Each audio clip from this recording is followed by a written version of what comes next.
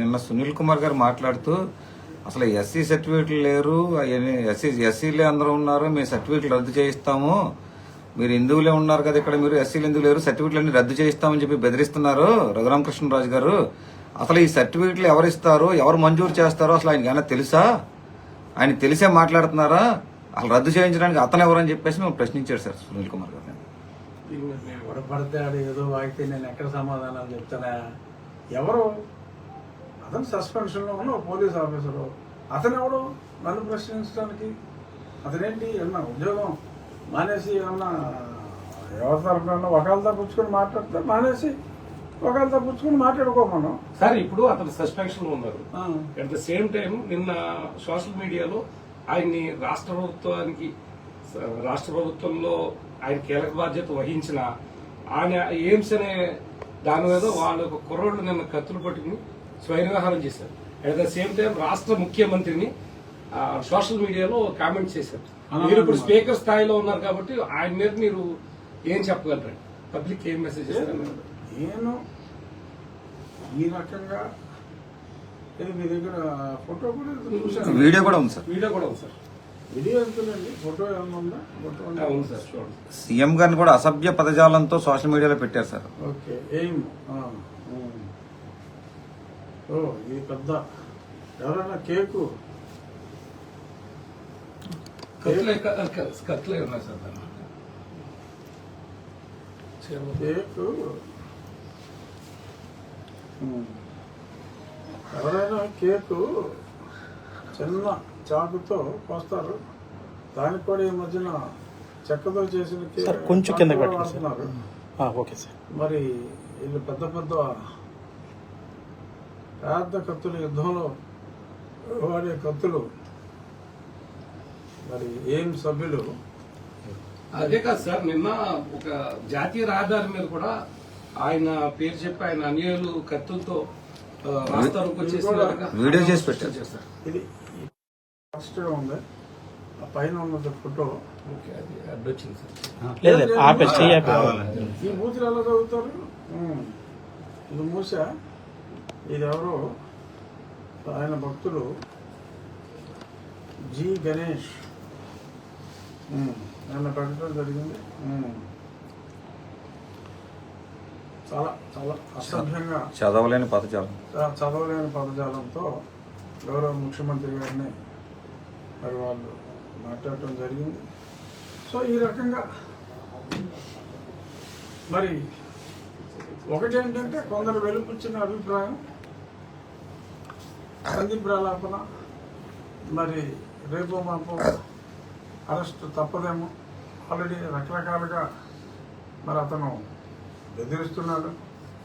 ఏదో అతని సామాజిక వర్గం ఈ కూటమి ప్రభుత్వానికి దూరంగా జరిగిపోతుంది, ఎందుకు రఘురామకృష్ణరాజు అనే ఒక వ్యక్తి కోసం ఇలా చేస్తున్నారు. ఒక పక్క ముఖ్యమంత్రిగా ఒక దళితుడు లేకపోతే ఇంకెవరు ఉండాలి అని ఆయనే మాట్లాడుతున్నారు. మరి ఈ ప్రభుత్వానికి ఓట్లు రావేమో, ఇటువంటి గొప్ప అధికారిని ఏం చెప్పుకోవడం, మరి తనే మాట్లాడటం జరుగుతుంది. ఏదేమైనా ప్రజలు వెలుపుచ్చిన ఒక అభిప్రాయం ఏంటంటే బహుశా అరెస్టు భయంతో మరి ఈ రకంగా కత్తులు కటారులతో విన్యాసాలు చేస్తే మరి ప్రభుత్వం ఉడికిపోతుందేమో అన్న ఒక దురభిప్రాయంలో ఆయన ఉన్నారేమో అని అనిపిస్తుంది. బట్ నేను గతంలో కూడా చాలాసార్లు చెప్పాను, ఇలాంటి ఒడతొప్పులకి పెద్ద పట్టించుకునేవాడు కానీ పెద్ద భయపడేవారు కానీ ఎవరు లేరని చాలా స్పష్టంగా చెప్పడం జరిగింది. వాచాలత మరి ఎంత తగ్గించుకుంటే అంత మంచిది. నేను రాజ్యాంగబద్ధ పదవిలో ఉన్నందువల్ల రాజ్యాంగాన్ని గౌరవించవలసిన ఆవశ్యకత ప్రతి వారికి ఉంది. పైగా రాజ్యాంగబద్ధ పదవిలో ఉన్నవాడికి మరింత ఎక్కువగా ఉంది. కాబట్టి నేను ఏ అంబేద్కర్ గారిని అయితే నేను అత్యంత గౌరవిస్తున్నాను. ఒక రాజ్యాంగ రూపకర్తగా అంబేద్కర్ గారిని అందరూ కూడా గౌరవిస్తున్నారు. మరి అంబేద్కర్ గారు రాసిన రాజ్యాంగంలోనే చాలా స్పష్టంగా దళితులు ఎవరైనా మతం మార్చుకుంటే వారు బీసీసీలుగా పరిగణించబడతారు. వారికి ఎస్సీ సర్టిఫికెట్, తద్వారా వచ్చే రిజర్వేషన్లు, ఉద్యోగాలలో వచ్చే రిజర్వేషన్లు ఇవేమీ వర్తించవు అని చెప్పి ఆయన స్పష్టంగా తెలియజేసినందువల్ల మధ్యలో ఓకే కొన్ని ప్రభుత్వాలు ప్రపోజ్ చేసినాయి, ఏంటి ఇది మార్చాలి, మతం మారినప్పటికీ కూడా ఈ బెనిఫిట్స్ ఇవ్వాలి అని కొన్ని పార్టీలు మాట్లాడిన మాట వాస్తవం. కానీ అది రాజ్యాంగంలో ఆ సవరణ జరిగే వరకు ఎవరు కూడా జరగని సవరణని అనుసరించడానికి లేదు కనుక ఇవాళ రాజ్యాంగంలో ఉన్న అధికరణాన్నే ఎవరైనా సరే అనుసరించవలసిన బాధ్యత, రాజ్యాంగం మీద ప్రమాణం చేసి పదవీ బాధ్యతలు స్వీకరించిన ఏ వ్యక్తి అయినా కూడా పార్లమెంటులో చట్టం అయ్యి అది అమల్లోకి వచ్చే వరకు, వస్తుందో రాదో తెలియదు, వచ్చే వరకు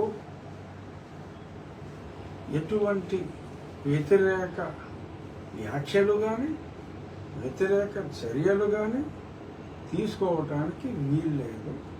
నేను దాన్నే చెప్పటం జరిగింది. సో దానికి ప్రామాణికం ఏమిటి? ఇచ్చే సర్టిఫికెట్.